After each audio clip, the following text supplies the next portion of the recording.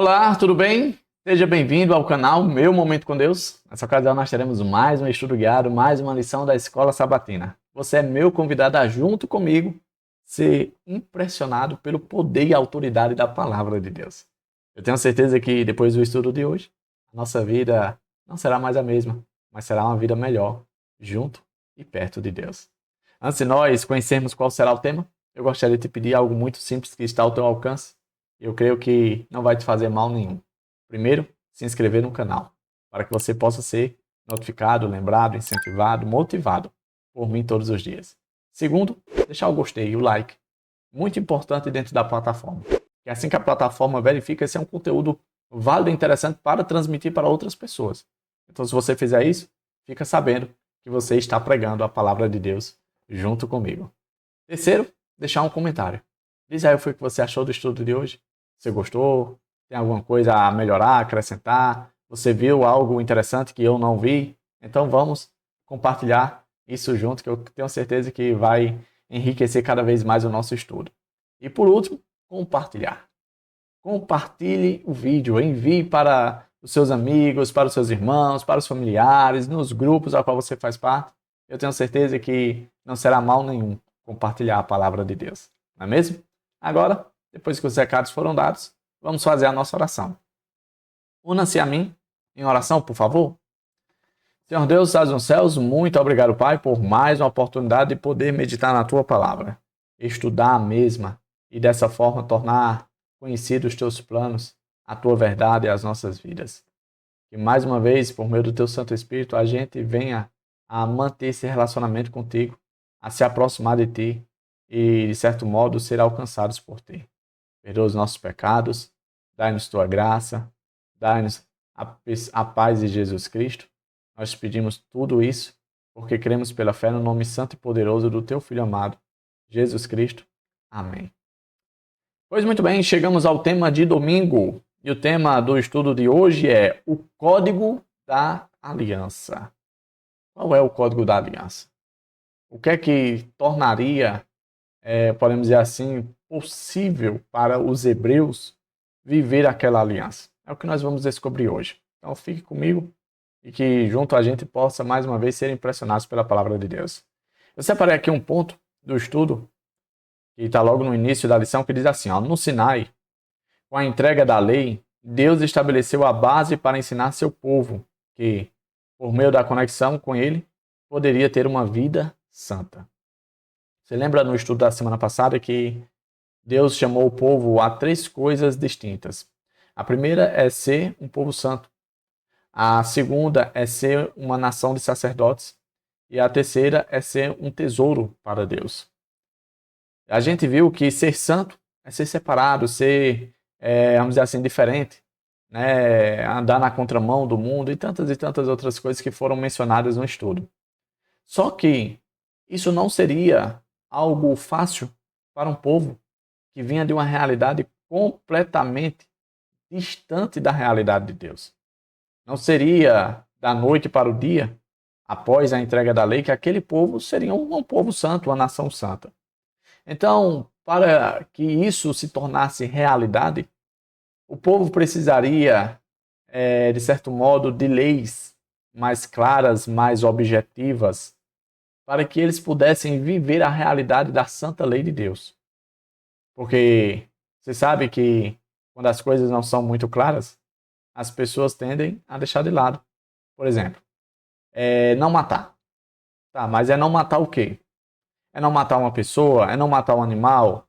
Mas se alguém vir ameaçar a minha vida e na luta eu matar ela, como é que fica? Eu estou um pecado mesmo defendendo a minha vida? Ou seja, são esses pequenos detalhes do cotidiano que faziam parte do dia a dia das pessoas que eles precisavam aplicar às leis de Deus, a maneira como Deus queria que eles vivessem, né, para tornar-se ali uma sociedade santa, para que dessa forma eles viessem a obedecer às leis de Deus. Então, nós vamos tomar conhecimento agora de outras leis que foram dadas especificamente a Moisés, para Moisés transmitir ao povo, e seriam leis que serviriam, podemos dizer assim, como pontapé inicial para o povo viver a obediência ao decálogo, aos 10 mandamentos. Veja que Deus, ele demonstra não apenas interesse, mas também compaixão e também se compadece da realidade dos seus filhos. Ele não chega empurrando de goela abaixo a vontade dele. Ele vai adaptando, ele vai permitindo que a gente vá crescendo pouco a pouco, até estar apto e pronto. Ele não cobra aquilo que eu e você não conseguimos entregar a ele.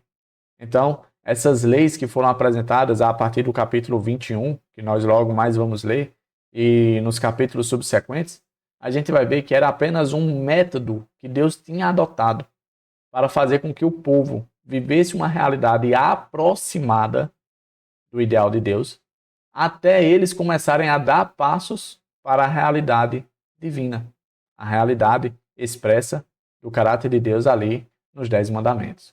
Tá bom? Então vamos tomar conhecimento, vamos ler juntos aqui o capítulo 21 de Êxodo.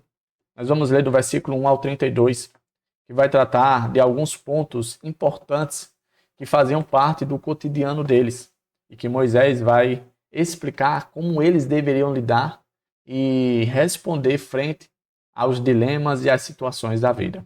Então, a partir do versículo 1 diz assim, ó: São estas as leis que você proclamará ao povo. Se você comprar um escravo hebreu, ele o servirá por 6 anos, mas no 7º ano será liberto, sem precisar pagar nada. Se chegou solteiro, solteiro receberá a liberdade. Mas se chegou casado, sua mulher irá com ele. Se o seu senhor lhe tiver dado uma mulher, e essa lhe tiver dado filhos ou filhas, a mulher e os filhos pertencerão ao senhor. Somente o homem será livre. Se, porém, um escravo declarar: Eu amo meu senhor, a minha mulher e os meus filhos, e não quero sair livre, o seu senhor o levará perante os juízes. Terá que levá-lo à porta ou à lateral da porta e furar a sua orelha. Assim, ele será seu escravo por toda a vida. Se um homem vender sua filha como escrava, ela não será liberta como os escravos homens. Se ela não agradar ao seu senhor, que a escolheu, ele deverá permitir que ela seja resgatada, ou seja, liberta por alguém, né? Não poderá vendê-la a estrangeiros, pois isso seria deslealdade para com ela. Se o seu senhor a escolher para seu filho, lhe dará os direitos de uma filha. Se o senhor tomar uma segunda mulher para si, não poderá privar a primeira de alimento, de roupa e dos direitos conjugais. Se não lhe garantir essas 3 coisas, ela poderá ir embora sem precisar pagar nada. Quem ferir um homem e o matar terá que ser executado. Todavia, se não o fez intencionalmente, mas Deus o permitiu, designei um lugar para onde poderá fugir. Mas se alguém tiver planejado matar outro deliberadamente, tire-o até mesmo do meu altar e mate-o. Quem agredir o próprio pai ou a própria mãe terá que ser executado. Aquele que sequestrar alguém e vendê-lo ou por apanhado com ele em seu poder terá que ser executado. Quem amaldiçoar seu pai ou a sua mãe terá que ser executado. Se 2 homens brigarem, um deles ferir o outro com uma pedra ou com um punho, e o outro não morrer, mas cair de cama, aquele que o feriu será absolvido. Se o outro se levantar e caminhar com o auxílio de uma bengala, todavia, ele terá que indenizar o homem ferido pelo tempo que esse perdeu e responsabilizar-se por sua completa recuperação. Se alguém ferir seu escravo ou escrava com um pedaço de pau, e como resultado o escravo morrer, será punido. Mas se o escravo sobreviver 1 ou 2 dias, não será punido, visto que é sua propriedade. Se homens brigarem e ferirem uma mulher grávida e ela der à luz prematuramente, não havendo, porém, nenhum dano sério, o ofensor pagará a indenização que o marido daquela mulher exigir, conforme a determinação dos juízes. Mas se houver danos graves, apenas será vida por vida, olho por olho, dente por dente, mão por mão, pé por pé, queimadura por queimadura, ferida por ferida, contusão por contusão. Se alguém ferir o seu escravo ou a sua escrava no olho e o cegar, terá que libertar o escravo como compensação pelo olho. Se quebrar um dente de um escravo ou de uma escrava, terá que libertar o escravo como compensação pelo dente. Se um boi chifrar um homem ou uma mulher, causando-lhe a morte, o boi terá que ser apedrejado até a morte, e a sua carne não poderá ser comida, mas o dono do boi será absolvido. Se todavia o boi costumava chifrar e o dono, ainda que alertado, não o manteve preso, o boi matar um homem ou uma mulher, o boi será apedrejado, e o dono também terá que ser morto. Caso, porém, lhe peça um pagamento, poderá resgatar a sua vida, pagando o que for exigido. Esta sentença também se aplica no caso de um boi chifrar um menino ou uma menina. Se o boi chifrar um escravo ou escrava, o dono do animal terá que pagar 360 gramas de prata ao dono do escravo, e o boi será apedrejado. Veja que dentro desse contexto foram abordados vários assuntos, desde a escravidão, desde a questão de como lidar com os pais, a questão da liberdade dos escravos, a questão do assassinato, a questão vamos dizer assim, das propriedades, né, causarem algum mal a outra pessoa. Ou seja, vários assuntos dentro da realidade vivida por eles foram abordados e foram descritos como eles deveriam lidar e reagir com isso. Então, com base nesse contexto, eu separei o seguinte ponto. Ó. Todos esses regulamentos e leis têm o objetivo de conter o crescimento do mal e construir uma sociedade organizada. Você sabe que quando uma coisa fica aberta demais, dá margem, né, para, vamos dizer assim, fazer o que bem quer. E embora a lei de Deus seja perfeita e seja, vamos dizer assim, baseada em princípios, o ser humano ele tende a ir por um caminho mau, né, uma inclinação ruim. Ele tende a procurar brechas para fazer aquilo que é agradável ao seu coração, que, diga-se de passagem, é corrupto e desesperado, né, inclinado para as coisas más. Então Deus trouxe à tona para Moisés, e que Moisés transmitisse ao povo essas leis, para auxiliar vamos dizer assim, a instituição da civilização ali de Israel, né, da comunidade de forma organizada, para que eles fossem uma civilização diferente das outras, né, com leis mais acertadas, mais específicas à realidade deles, e que fossem justas. Né? Se a gente for analisar aqui, a gente vai ver que essas leis estão de conformidade com os 10 mandamentos. Elas não agridem os 10 mandamentos. Elas não vão contra os 10 mandamentos, elas estão de conformidade, abordando de forma, quem sabe, mais detalhada pontos refletidos ali nos 10 mandamentos. Por exemplo, o 5º mandamento, honra teu pai e tua mãe. O que é honrar pai e mãe? Eu posso bater nos meus pais? Eu posso falar mal, amaldiçoar meus pais? Isso entra dentro do honrar pai e mãe? Aí aqui, dentro desse contexto, foi falado sobre isso. Olha, quem amaldiçoar os pais, terá que morrer. Quem maltratar os pais, terá que morrer. A pena é essa. Entende? Como é interessante a forma como Deus lidou com a realidade do seu povo. Aquele povo era um povo bruto, um povo que tinha passado 400 anos vivendo na escravidão. Então não era da noite para o dia. Precisava de forma muito clara, muito objetiva, muito minuciosa e detalhada, para que aquele povo começasse a dar passos em direção à observância da lei de forma santa e perfeita. Tá certo? O próximo ponto que eu deixei aqui diz o seguinte, ó. As leis que regulamentavam a escravidão eram peculiares e não devem ser confundidas com a prática cruel e perversa da escravidão moderna ou medieval. Bom, a escravidão, infelizmente, existia dentro do contexto do povo de Deus, porém de uma forma completamente diferente da que nós conhecemos. A que nós conhecemos era com relação à cor de pele, à posição social, que as pessoas eram escravizadas. Né? Por exemplo, a gente a gente conheceu, né, por meio dos livros, que a realidade da escravidão aqui no Brasil era com questão da cor da pele. Se você fosse de um tonzinho mais escuro, um negro, moreno, já era considerado escravo. independente se você tivesse recurso ou não. Já era visto com esses olhos. Né?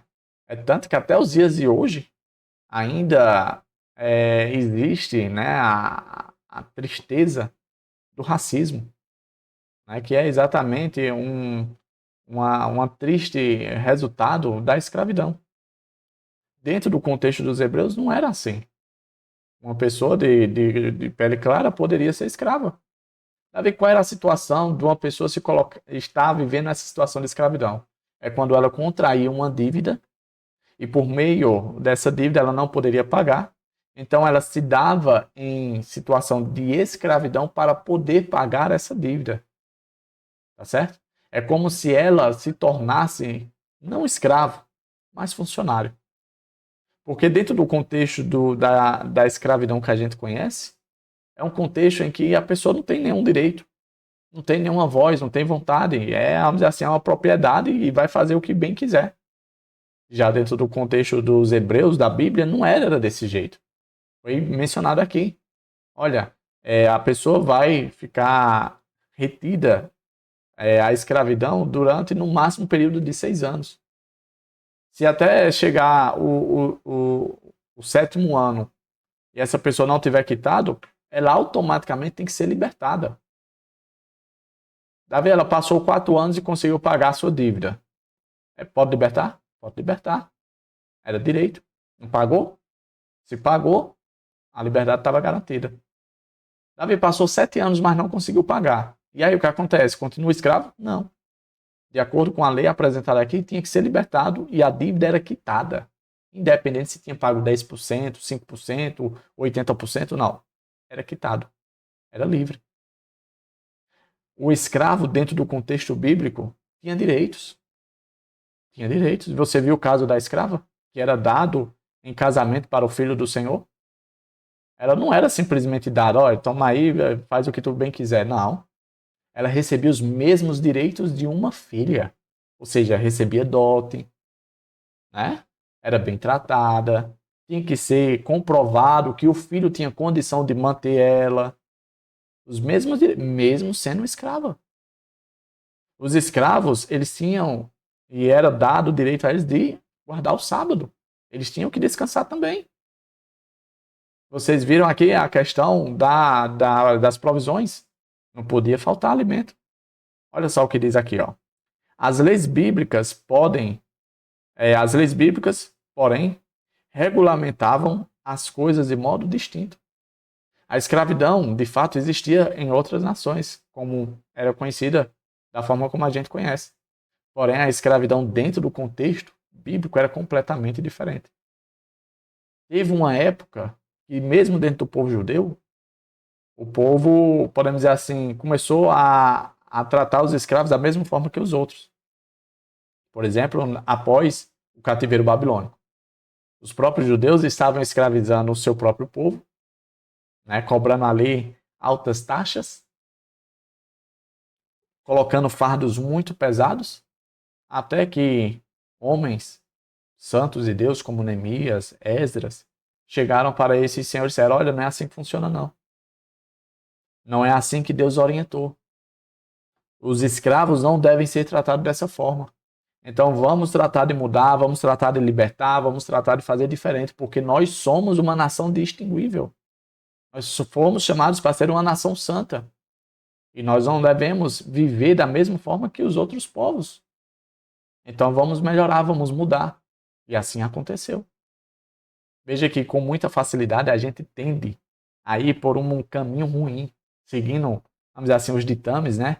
O senso comum das pessoas que não temem a Deus. Mas graças a Deus que eles sempre levantam homens santos e que colocam o povo no trilho correto, né? No rumo certo. Tá certo? Bom, chegamos ao fim do estudo de hoje, falando sobre o Código da Aliança. Hoje é apenas o início, né? Amanhã e no dia seguinte a gente vai conhecer mais outras leis que foram dadas ali. E essas leis, como eu mencionei no início, elas serviam para auxiliar o entendimento do povo com relação ao decálogo, para, de certo modo, familiarizar o povo com a questão de eles observar as leis de Deus, os 10 mandamentos. tá certo? É como se fossem os primeiros passos, né? Passos mais simples, mais fáceis que eles dariam para se tornarem aptos a viver de forma completa, ou assim diz o Senhor, tá certo? Foi muito bom estar aqui junto com você. Eu espero você no próximo estudo. Não falta. Nosso encontro está marcado. Até a próxima e tchau, tchau.